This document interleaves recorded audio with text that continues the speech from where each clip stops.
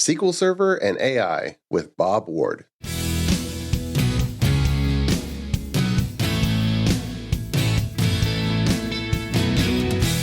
The Azure DevOps Podcast is a show for developers and DevOps professionals shipping software using Microsoft technologies. Each show brings you hard-hitting interviews with industry experts, innovating better methods, and sharing success stories. Listen on to learn how to increase quality, ship quickly, and operate well.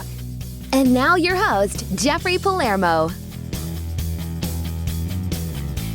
Welcome to the show. I'm Jeffrey Palermo, your host for helping you and your teams move fast, deliver quality, and to run your software with confidence in Azure, all while using everything that the .NET ecosystem has to offer. The podcast is sponsored by ClearMeasure, a full-service software architecture and engineering firm that serves companies using .NET and Azure. ClearMeasure builds mission-critical software and rescues failing projects, empowering software delivery with a proven approach. Quick announcement. I'm in the second year of my Software Architect Forums. Signups for the next session are up in the show notes. And if you lead a software team and are looking to collaborate with peer architect leaders, then you can sign up at the link in the show notes. And if you have a manager or a software executive in your organization who would benefit from learning from peers, we've also launched a new Software Executive Leadership Forum for those managers and executives who oversee software engineering groups like CTs, VPs of engineering, and such. And so if you are one of those or know someone, then you can just look at the link in the show notes. And for those looking for Programming with Palermo, my video podcast, you can just search for it in any of the directories and you'll be able to find it. We have a returning guest today on the show, Bob Ward, and we'll include a link in the show notes to his past episode 162, talking about SQL Edge to Cloud. But Bob Ward is a principal architect for the Microsoft Azure Data Team, which owns the development for Microsoft SQL Edge to Cloud. He's worked for Microsoft for over 30 years on every version of SQL Server that shipped from OS 2 1.1 to SQL Server 2022, including Azure SQL. Bob is a well-known speaker on SQL Server, Azure SQL, AI, Microsoft Fabric. He often presents talks on new releases, internals, and specialized topics at events like SQL Bits and Microsoft Build, Ignite, Past Summit, Dev Intersection, VS Live, and more. And you can also learn Azure SQL from him on the popular series at Azure SQL for Beginners. We'll include a link for that in the show notes, aka.ms/Azure SQL for Beginners.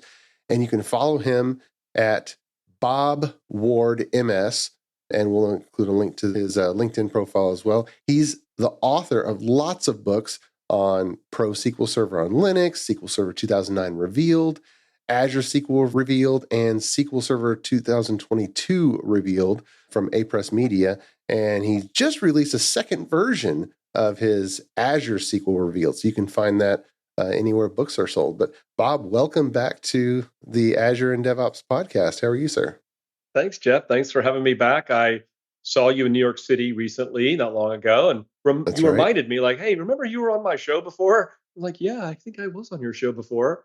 And you said, hey, we've got to come back and do this again. So great honor to be back on your show again. Pleasure's all mine. For those who didn't listen with the previous episode, we mentioned you've been at Microsoft the entire time that Microsoft has been doing SQL Server. So just for the listeners, I'd like to rewind a little bit some of the high points for developers who might not have been in the development industry when SQL Server first came around. Can you rewind us? And do you remember the genesis of that? That was in the mid 90s, wasn't it?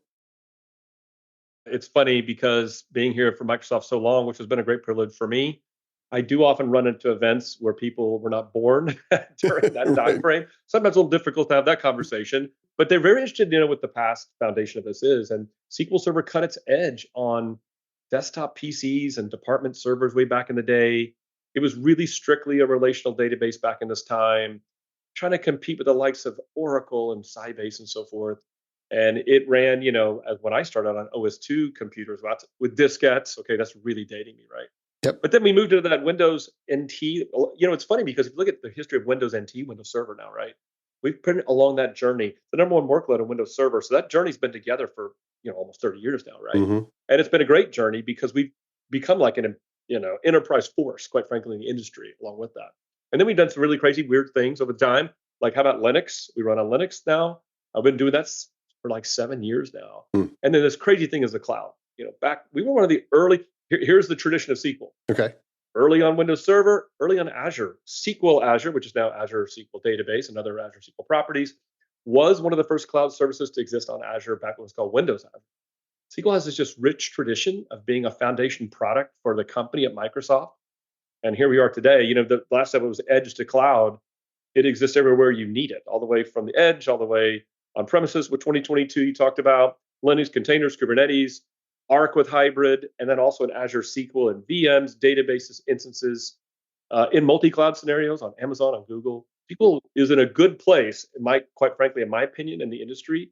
And it's funny because in New York, we were talking about like, well, what are you doing that's kind of interesting and different? I'm like, well, AI is a thing, and SQL is now part of that story.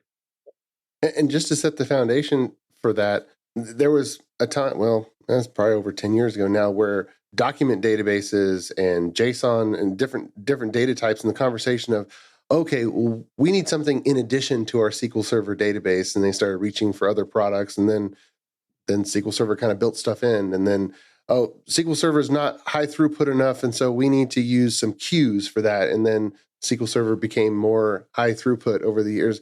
Are there any, what are the big use cases where some people might still think, oh, I need to reach for something else because SQL Server can't do that, whereas maybe over the years the features were added where SQL Server is really great at that too. It's funny you mention that because one of the topics that I presented when I was with you in New York was this concept called Beyond RDBMS. Okay. And I came up with this name one day, like, what are all the things in our product today that you may have to go through like a third-party product? We have a JSON data type now. We're building an index on top of that, by the way. We have regular expression support inside our language. We have spatial support, graph database, column store indexes, ledger for blockchain. All those things are in the database itself. So, people do kind of sometimes go after other products to try to figure that out, but why not use the SQL license you already own or do it in the cloud? So all that stuff exists there. And then the other part of that beyond RDBMS framework is just stuff that's just crazy. Like, how about calling REST API calls in the engine somehow, right? How about, integrating with Azure functions? How about doing AI technologies? How about integrating with the new Microsoft Fabric? So one good thing that I think the SQL team is about is customers like that security blanket of the engine. They know the T-SQL language very well. They know how to secure a SQL server in the cloud or on premises. So why would I have to go buy something else or learn other languages? Why can't I use the T-SQL language to do these things? And then just have this integrated functionality all inside the database itself. And so I think it's what we try to do over the years to make sure we provide those kind of services, and we're continuing to do that today. Yeah, that makes a lot of sense. My first programming job was in '97, and one of my first assignments was that present version of SQL Server integrating with an ODBC mainframe EPSIDIC database. Yeah. But it worked. But over the years, all these things have come along, and I've always came back to the operational side of SQL Server. And okay, I might not need SQL Server, but what's the alternative? Putting some data in a directory or a document database or something else, and then realizing, wait a minute, how am I going to back this up? How am I going to do all these things? How am I going to monitor it? Whereas, okay, SQL Server can do that. And then all of this operational stuff is just already figured out. It's already rock solid. Or, yeah, maybe I could do it outside of SQL Server, but then I got to figure out other things from scratch. Yeah, I mean, I have to say it this way. We're kind of a trusted brand now, I think. We started out small in those days, competing against the likes of Oracle. Now people are just relying on it in their business and saying, this just works for me. So why not just use something that will just work for me? But part of what I get involved in now, besides just telling that story, is like, how are we being innovative? Like, I need to make sure that if this is a trusted brand, you're not just going to die off the vine. Like, you're going to be a product that actually keeps pace with innovation, whether it be the latest hardware, whether it be something in the cloud, integrating with systems like Fabric, or even doing things like AI. So we're trying to use that trusted brand of the foundation of the whole engine itself, combined with those features, and then make sure that people understand that we are innovative and something you can rely on to use for the future for new modern type applications. You've been speaking on artificial intelligence, where it intersects the database world, but a lot of people think of the models as a type of database separate from a SQL Server database. So lay the foundation. What has been figured out so far, and what's the vision of AI on SQL Server? Sure. Jeff, it's weird because I will tell you this. If we do a podcast now, the same podcast a year from now, I'm not sure I can tell you that what I'm about to tell you will be the same. Well, of course. Because it is a very fast moving thing.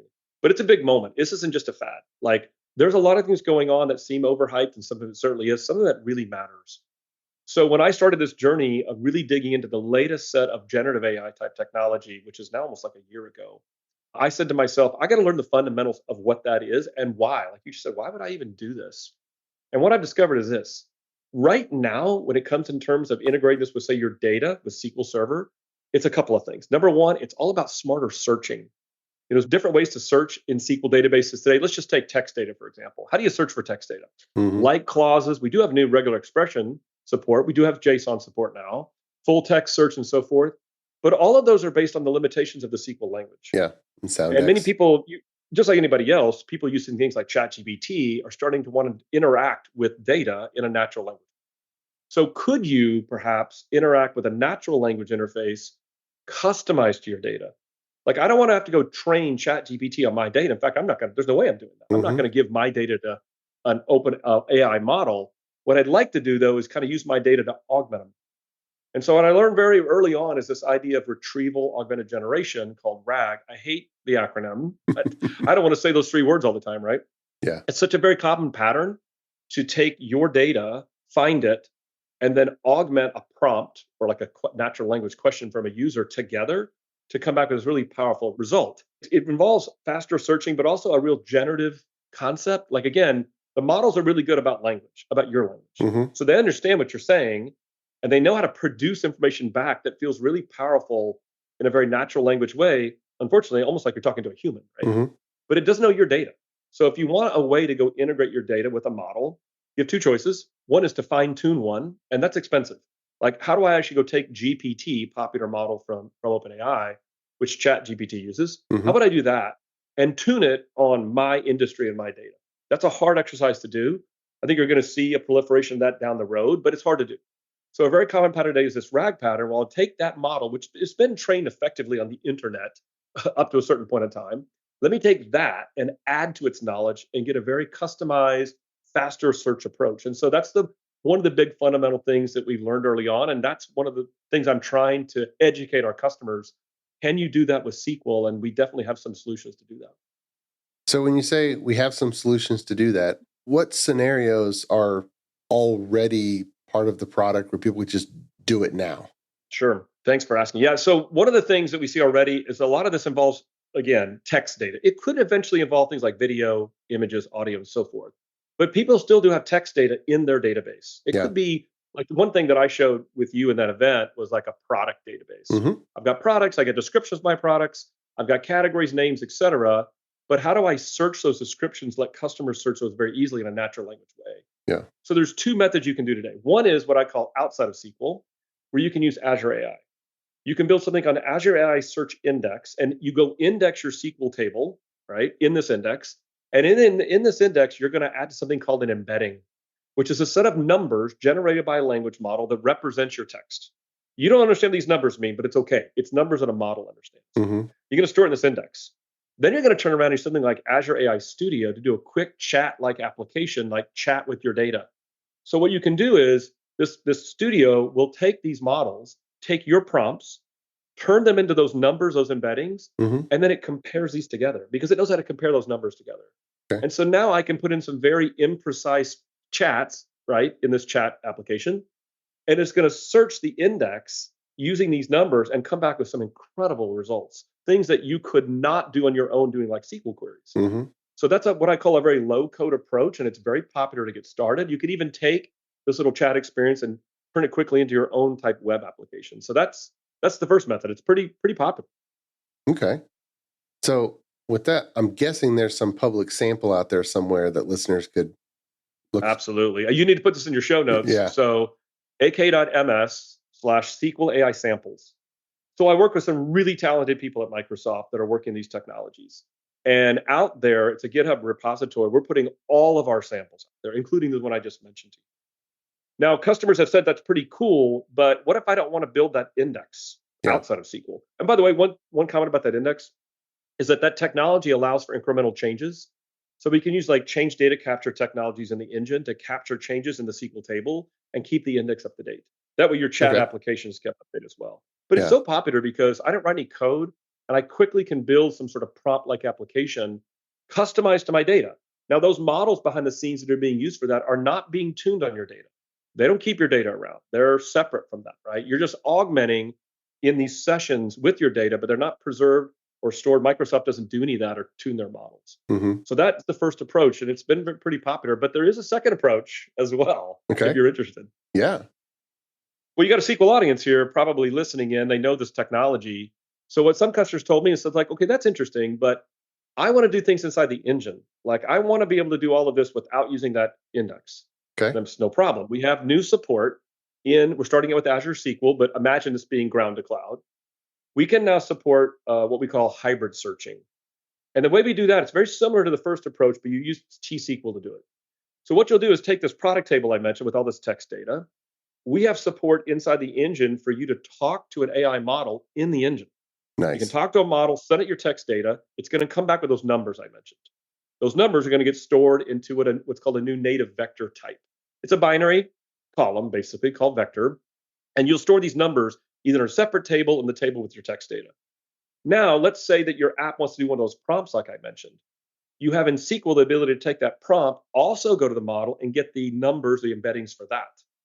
Then we provide T-SQL functions to go compare the numbers. We call it vector distance to say, hey, what are the most similar results in my table that match that prompt? Mm-hmm. And these numbers come back, this distance numbers come back, and the ones with the smallest distance are the most similar of the results, which is really cool because now somebody can say, look, I can just build an app, do this searching of vectors inside my database instead of doing searching against the text data. Now, the reason we call it hybrid search, though, is you're already used to searching things in SQL already that are not related to that. Right. It could be spatial, it could be JSON now, it could be your integer columns, whatever. So now imagine, Jeff, you combining all that great searching and then put the vector on top of it together. So you're now doing multiple types of searches. It's really hard to do that without a relational database now. Right. So imagine having this great, because here's what happened. We see in the industry, companies are building like vector databases. That's all they do. Mm-hmm. So instead of doing that, use us as a vector database inside the confines of the natural SQL language you're used to, do all of that, combine it with the other searching you're already doing, you've got a really powerful application now. And so, but again, what customers love the fact is that this is all T-SQL based and our providers support it. So now all of a sudden you're using the natural interfaces of SQL you know and love and just adding to the story of what I told you at the beginning, and that is smarter searching with your data. So that's on both editions of Azure SQL. Is that right? So today it's in preview for Azure SQL Database. Preview. Okay. If you go to ak.ms SQL AI, that's a documentation page. It has information how to sign up for that preview. So that's Azure SQL Database. That's going to roll into managed instance and eventually also to SQL Server on premises. Imagine doing it anywhere SQL exists to do what I just told you. Because I have this philosophy, and you're a developer, you know this. I don't want to have to write multiple apps for these different things. Like I want to write an app once, right, and then deploy it where I want it, whether it's Azure Database, managed instance, virtual machines, on premises. And so, being SQL, we have the power to make that consistent. So today we'll start with Azure SQL Database, but soon you'll see it show up everywhere SQL exists. Many thanks to our podcast sponsor, ClearMeasure. ClearMeasure is a software architecture company that empowers clients' development teams to be self-sufficient, moving fast, delivering quality, and running their systems with confidence. Whether starting a new project or developing new technologies or techniques, ClearMeasure sets up your team to deliver world-class results. Learn more at www.clearmeasure.com. ClearMeasure, empowering software delivery. ClearMeasure is also happy to be a sponsor of the video podcast, Programming with Palermo. Watch, learn, and program alongside Chief Architect Jeffrey Palermo. Videos are added weekly and available on syndicated locations supporting video podcast or by visiting palermo.network. Tune in today. Well, architecturally, that makes sense. And from a user experience perspective, because there was a time when you had to roll your own data on the side just to implement Soundex searching. And now it's just built right in. So what I'm hearing is this is the natural language querying of my data. Your SQL Server is just building it in. Exactly. And it is an extension to what you already know, but it's still using familiar things like a data type, a new data type Mm-hmm. called vector. It's using SQL language procedures to take text and feed it to a model, like a REST API, get back numbers and store that into the column. I mean, people have been doing that with other parts of SQL before. Now it's just a new thing, but it's still using T-SQL functions, procedures, all the things you know. And one thing customers said they love about it is they control the security of that. So they're the ones controlling the security of who gets to talk to the model, who gets to use the vector type, who queries this. And so if you're concerned about security of this, you've got a solution. Another aspect that's been added to this story now is content moderation. So let's say you're taking this text information, you're feeding to this model, you're getting back information, but you don't want somebody doing prompting against your data that has PI data or getting back actual results from a model that is insensitive or harmful or bad language, all those kind of things. Yeah. You can take those results and use a different model for content moderation to filter that and come back with the final result to make sure things are clean and secure from a perspective of your application. So the models have all these different purposes out there, and it's kind of crazy. It's the Wild West right now, quite frankly, of these models. Yeah. We have guidance on ones that we recommend to use, but they have different purposes, and that's a cool addition to that, to be able to take the results from a model for this embedding thing, maybe do a RAG pattern on another model for the prompting, but then take content moderation to make sure things look clean coming back. So what you don't want to do is, of course, build your app with your customized data, send it to a model, get back this RAG result, this RAG pattern result, and all of a sudden in there, the model itself has generated some really bizarre response that you don't want your users to see. And so content moderation can help you with that. Large language models has been the term, and now more people are talking about small language models. Is a model that just understands the English language only being considered, where I don't need it to be trained on the internet. I just need it to understand what I'm asking. And I want it to look at my database only. And if it's not there, then it should just tell me I don't know because I don't have that in my database. What's the philosophy around that? Yeah, it's interesting that I've gotten into this because I've learned quite a bit about that landscape, like different types of models. Large, small, medium, do I need GPUs, all of those things. It's a very interesting story. And here's how I describe it to you. First of all, from a model perspective, there are definitely categories of models. Some are called general purpose. GPT is an example of one of those. Mistral, Llama, even ours called Phi-3.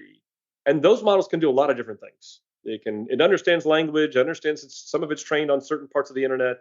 It can generate this number embedding things I'm talking about. So you can use it for a general purpose way. Then there are specialized models like this embedding concept. Like all they do is just generate these numbers. That's all they do. Right? And sometimes people want to use those because they're very, very good at that and better than the general purpose ones. Then there's models for text to speech, generating images. Maybe you've heard of DALL-E.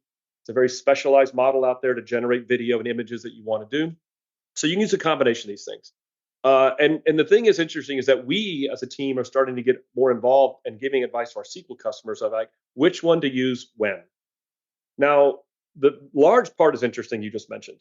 So I remember in early days, Jeff, I liked Azure. In the early days of Azure, I got involved with customers with SQL. They would over provision Azure. Maybe you've seen this before. Like they had a SQL server with 8 cores. I'm dating myself now. And they're like, oh, when I go to Azure, I'm giving it 16. I'm like, why are you doing this? It's like, well, I can't afford this to mess up. Like I had to make sure performance is the same or better. And I better do this in case. So they're overspending money because they're afraid they don't know how it's going to behave. I see the same thing going on with these models. Customers are using large language models, which are more expensive, more resource intensive, and in many cases do require GPUs because they just don't know. As it turns out, a small language model, which is again, less resource intensive, not trained as much data, but maybe just good enough for your needs, can do the job. Yeah. And that's going to be the interesting future I see is for our team over the next year as we do more of this, is how do we give recommendations to customers on which one to use when and what resources you need. For example, you can do these models without GPUs. That's kind of a myth out there, but it's a lot faster when you use them, right? Yeah. So we're going to have this interesting concept with customers. How much does the GPU cost? Even if I use the cloud for it, maybe it's on premises. Which model do I need to select for which purposes based on my data? As you just said, in some cases, I don't need to be trained on the internet. Just understand language. And by the way, many of them now do understand more than English. They're multi-language. Yeah. Understand the language I need and be able to customize my data with me, right? That's all you want it to do. And there are models that actually do that. So I think that's what's going to be interesting, especially for the data community, is like, how do I pick all these models? Because if you went there now today and ask, this is funny, ask AI, like Copilot, which model should I choose? It's not great. You're not going to Yeah. get a really great defined answer Right. because it doesn't know your data. So I think tools are going to come out to help people do benchmarking or decide which is the right model per the resources I can spend or the needs I have. And we're just starting the journey too, but that's one thing I think you're going to see over the next year come out.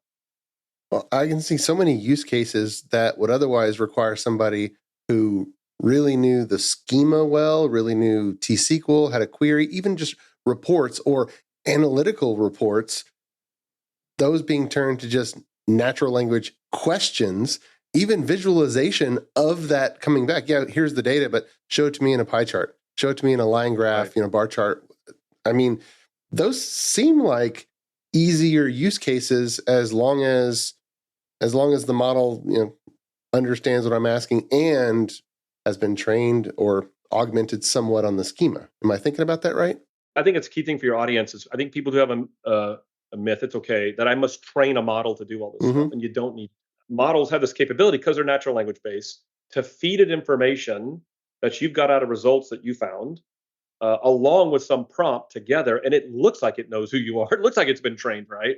But here's the interesting trend I think is going to happen, Jeff, because I've been now dealing with the industry for over a year now, talking to a lot of people. I do think you're going to see a proliferation of some of these general models be trained to industries. I'll give you an example. Insurance underwriting. I was talking to a customer about this. They're like, Mm-hmm. look, using GTP is one thing, but I need a GPT that understands insurance underwriting. Yeah. Like I don't need to understand anything else, just that. Yep. Right. And then I'm going to give it my insurance company data with it. And it's going to seem very smart to help me do things like, underwriting policies and so forth. I think you're going to see that in all these different industries explode.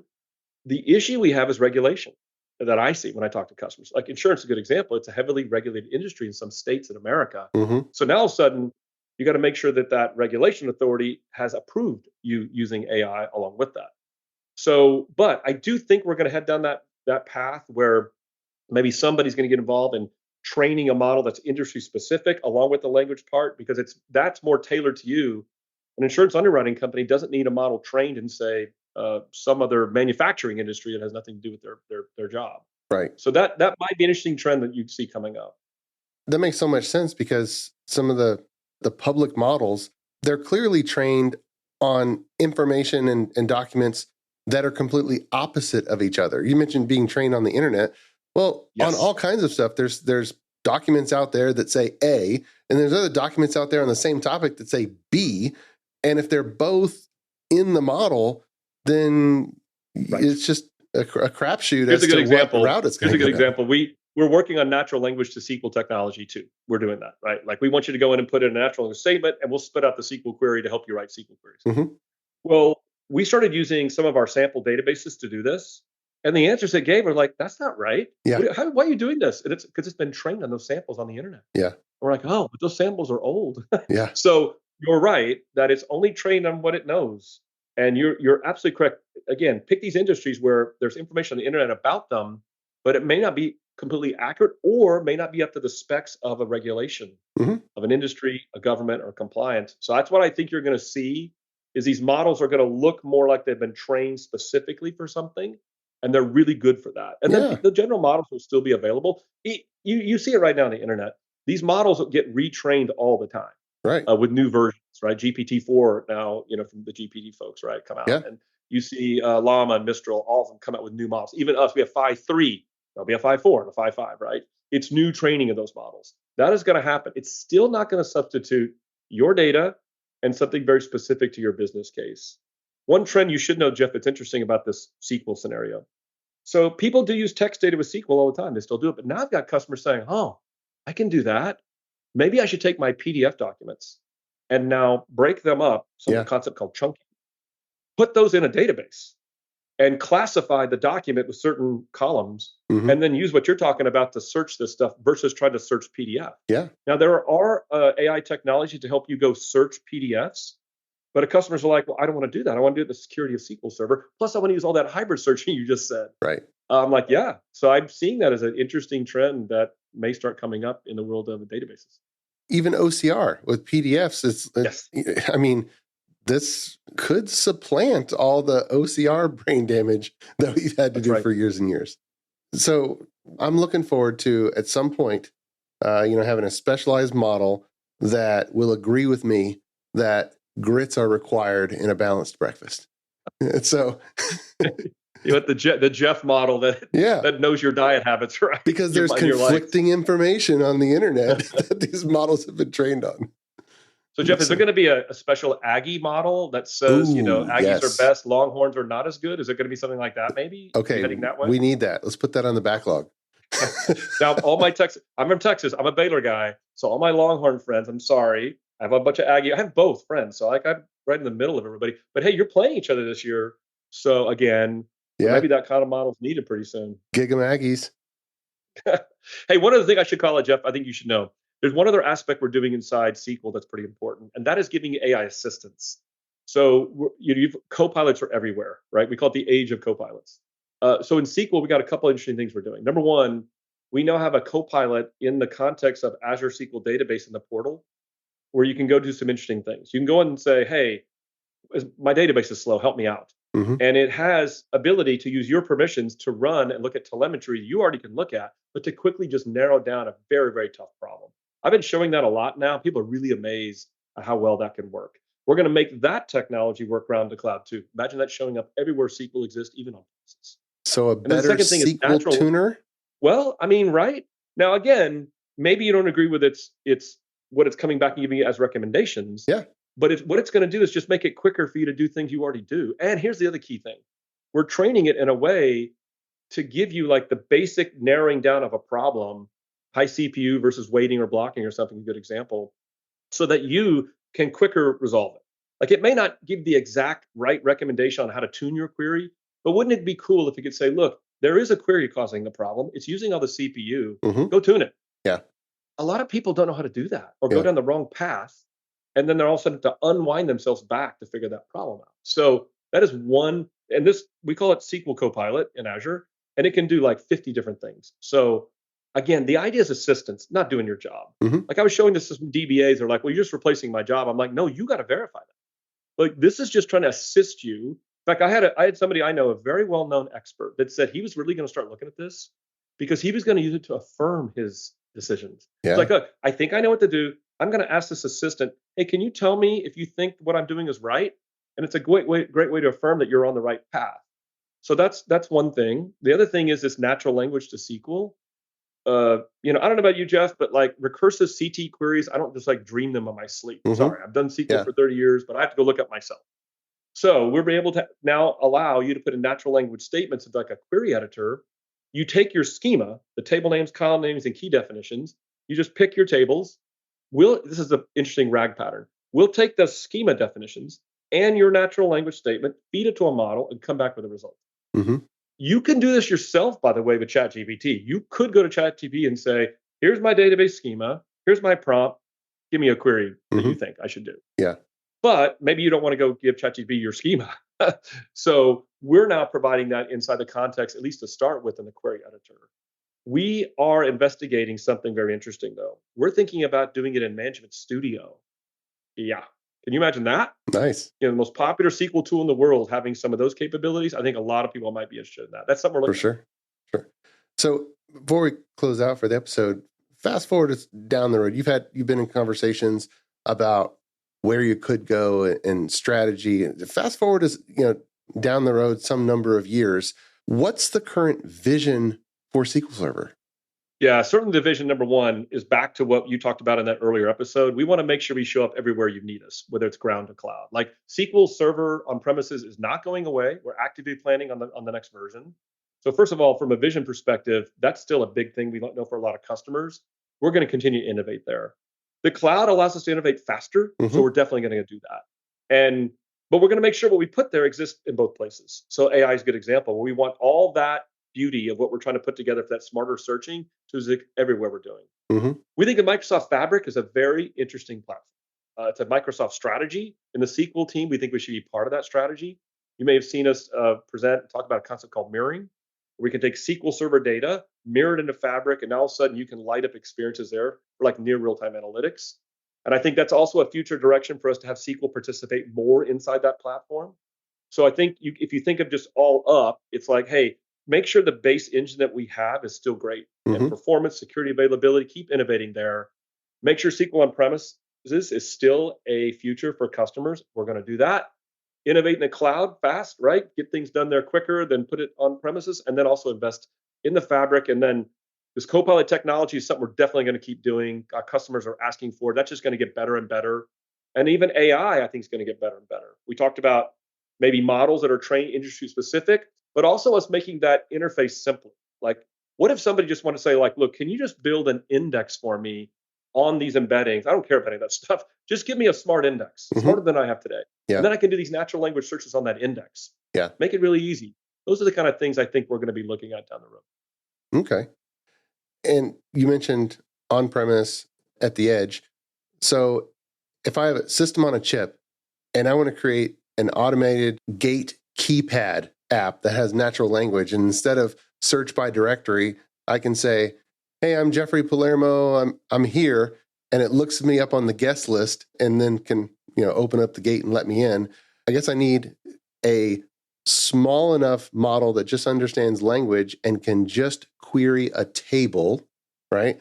Do you think, will it make it down to SQL Local DB and the small databases that can run on those, standalone boards, or you think that those features are going to have to be reserved for the large instances? No, I think we'll head there. First of all, from a model perspective, I saw a demonstration. Mark Ruzinovich demonstrated the Phi-3 model on a phone. So models will absolutely be able to get small enough. You're going to see that innovation where even small models just get better and better and a more efficient use of resources. So putting models on very small form factors is going to be possible. For SQL Server, we'll actually operate certainly in the container world still. So I can easily see you putting a container type SQL Server in those kind of form factors. And it'll have all that greatness we just talked about. So yeah, I think SQL could exist in those smallest ways to do what you're talking about. And even if you needed to occasionally connect to the cloud doing that scenario, you could do that too. Yeah. One thing I just want to make sure we're clear to our audience, we talk about SQL Server at some point participating in this world. We know that people want to do AI models locally, all locally. Like, I can't move to the cloud. Yeah. It's definitely in our vision to go do that. And I want customers to know that that's certainly something they can count on, that, we want to go invest in those things. There's so many scenarios. If there's just effectively a .NET library and on top of SQL Server that can understand a natural language question and turn it into a query, that right there it lights up everybody's imagination on little things they could do. It exists today. There's something called LangChain that exists today that you can do what you just said. Like, LangChain has what's called an agent and a toolkit that allows you to go and say, here's a prompt. Here, it knows how to go query the schema of your database, feed the schema to a model, and come back with that answer. And you're going to see us innovate a lot in that space too. Entity framework, LangChain, semantic kernel. We want all those experiences to work for SQL as well. Nice. Awesome. Well, we'll include links to the show notes of everything that we mentioned here. And wow, this is awesome, man. And an exciting vision for SQL Server, a product that's been around for so long, has been so stable and is not letting up at all. Yeah, I mean, I like what you just said. I want people to think it's stable, but I also want them to think of, you want to optionally, I can be part of this new Gen AI world, and I can use the security blanket of the engine to do that. And I can customize these things with my data in a way that's safe and secure. We want you to be able to persuade that world as well, but still relying on the stability, reliability of the product you've known for years. I mean, think of the user interface technologies that we were using 10 years ago, 20 years ago, and 30 years ago. Yes. And all of them are, but then you think of SQL Server, and right now I can think of some queries that I wrote in 1997 that are still operating today, even on the current version of SQL Server, just because it just works. Great backwards compatibility. Exactly. So. Exactly. Well, Bob, thanks for coming on the Azure and DevOps podcast and sharing with us the latest in SQL Server and AI. Thanks so much. My pleasure to be here. Thanks for having me, Jeff. My pleasure indeed. And until next time, keep shipping.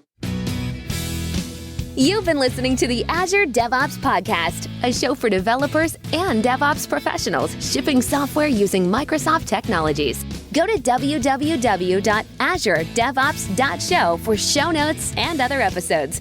On behalf of your host, Jeffrey Palermo, and our sponsors, thanks for listening, and may God bless you.